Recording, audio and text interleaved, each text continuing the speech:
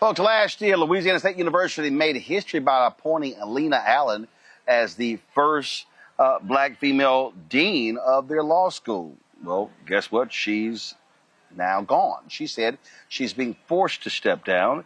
She alleges that university leaders pressured her to resign after she raised concerns about financial issues that had persisted before her tenure. She believed she was held to a stricter standard than her predecessors. Her attorney has characterized the situation as racial and gender discrimination, as well as retaliation for whistleblowing, and has indicated that legal action may be pursued. LSU announced her departure in an internal email, despite Allen stating that she did not agree to resign. The situation contributes to a troubling trend of several high-profile black leaders departing LSU in recent years, including the university's first black president, who went on to become the president at Rutgers University. Allen will remain on the faculty until spring 2026, while the university searches for her replacement. You know, one of the things that we have to recognize that we're seeing, and AD, a lot of black folks in corporate America are experiencing this, and I can tell you, when it came to, let's say, the advertising industry, we spent a lot of time trying to talk to black folks who were in the business. Many of them, we call them who were Negro whisperers. They felt that a lot of us were too loud, were too aggressive in demanding equity for black-owned media. And you know what's happening? They're getting fired. They're getting shown the door. And I tell you, AD, it's amazing when you start getting phone calls from the same people who were telling you that you were too radical. We were demanding equity when it came to dollars for black-owned media company, where folks now all of a sudden are like, hey, y'all should be giving them hell. And you're like, really? And I'm putting this together with this story here because this is what people need to understand. I saw George Floyd's death as a third Reconstruction. It lasted 4 years. And these people say, oh, hell no. We're going to unwind all that stuff that took place. And so there's going to be, and I'm telling you right now, if you're black and you're working in academia, if you're working in corporate America, there's a target on your back because Donald Trump has said to corporations, whiteness rules, and they don't care. And so folks should be bracing themselves for this in every single field. I keep saying this is a massive effort to defund Black America, whether it is economically, socially, culturally, politically, health-wise, you name it. Absolutely. And I think that not only should people be prepared for whatever is to come, and we know that it is going to come, but again, we have to we have to be proactive about what steps we take next. And so hopefully with the LSU situation, there is some kind of legal fight that is put up. I think just for the show of the resistance to the thing that we know happened because of all the reasons we can figure that it happened. At the same time, we also need to be thinking about what institutions we are building and organizing on the outside of these places. And then also looking to folks, I can understand how it feels to have folks come back to you, Brother Martin, like with hat in hand saying, you should be outraged about this. But unfortunately, this is the wake-up call that some folks need because it doesn't matter as much to them until they are the ones who are affected negatively by it, which is unfortunate, but that's where we are.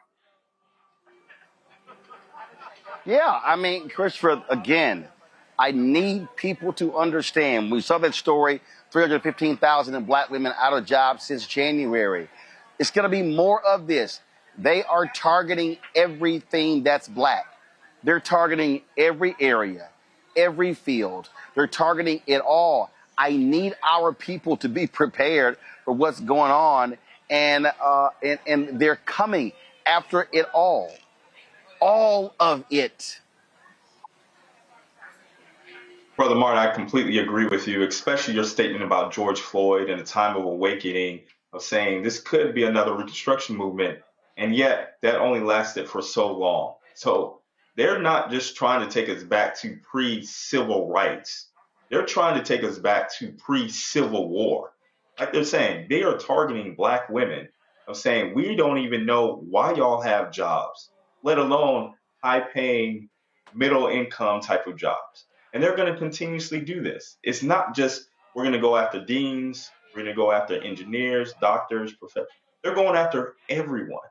And it's just the beginning. Again, 1,229 days to go. I think he can imagine on a lot of other things to actually go after. But he's going to continuously focus on the Black community. Why? Because we are an easy target. We've always been the target in America. And it's going to continuously happen like that until we actually do mobilize and fight back. But what I want to emphasize is the same thing that you're emphasizing. This isn't just something that's going to happen at this time period. It is going to continuously happen until we actually come together and stop. That is building up our own businesses, building up our own healthcare, building up our own news media as well to make sure that the truth is always being told. Absolutely. Folks, we're having some technical issues with our doctor, so we're going to move that segment to another day.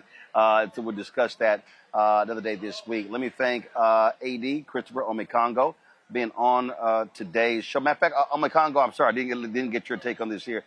This thing, when I talk about preparation, we warn people. We warn people. You know, there was a viral clip when I was talking about this defund Black America, and people posted, they were like, oh man, he was going off, he was cursing. I said, y'all, that was just 60 seconds of a 1 hour and 6-minute breakdown. We have been warning people that this was coming. And so now they're seeing it. I need Black people to brace themselves. This racist Donald Trump is going to be there for the next 3.5 years. They are trying to execute an agenda. They want to destroy everything that has happened in Black America since the Civil Rights Movement. They want to destroy all of it. And so folk need to fortify themselves, and we should be building up Black institutions because we're going to need, as Christopher just said, we're going to need HBCUs. We're going to need Black-owned media. We're going to need Black-owned businesses. We are going to have to look inward to protect our interests because these white nationalists, they want to take it all. I mean, if you don't realize it now, I mean, you're never going to realize it. I mean, when we're talking about building up, part of this building up, it also has to be with withdrawal, right? As Reverend Carr says during the promos, bringing your eyeballs home and supporting, networks like this. Another thing we have to do, as you have done oftentimes, but enough people don't do this, is also calling out these athletes. Like, why would Black college students want to play at LSU and some of these other schools that are doing things like this? Why would some of us want to work in these companies that have racist records? The Voting Rights Act, when it was renewed years ago, one of the things we don't realize or people don't talk about enough is that the business community also supported the renewing of the Voting Rights Act, as well as many Republicans. Now Republicans don't care, businesses don't care, but what people respond to and what they care about is our dollar, as we're seeing with Target right now and some of these other companies. And so if people are going to keep pushing us into this, then we need to keep pushing back. Because as long as we're just lackadaisical about it and say, oh, that's messed up, or I'll like a little tweet, or I'll repost something and I'm going to call it a day, they're going to keep getting away until it's too late. So we have demonstrated areas of success throughout this movement. We have to amplify it now more than ever. And it starts with amplifying the Black Star Network and what we're doing here, because we are the ones telling the truth about these stories in ways that nobody else is. Hello, I'm Isaac Hayes III, founder and CEO of Fanbase. Listen to what I'm about to tell you. The window to invest in Fanbase is closing. We've raised over $10.6 million of our $17 million goal. That means there's room for less than 6,370 people to invest in Fanbase for the average amount. The minimum to invest in Fanbase right now is $399. That makes you an owner in Fanbase today. Go to startengine.com/fanbase to invest. Why?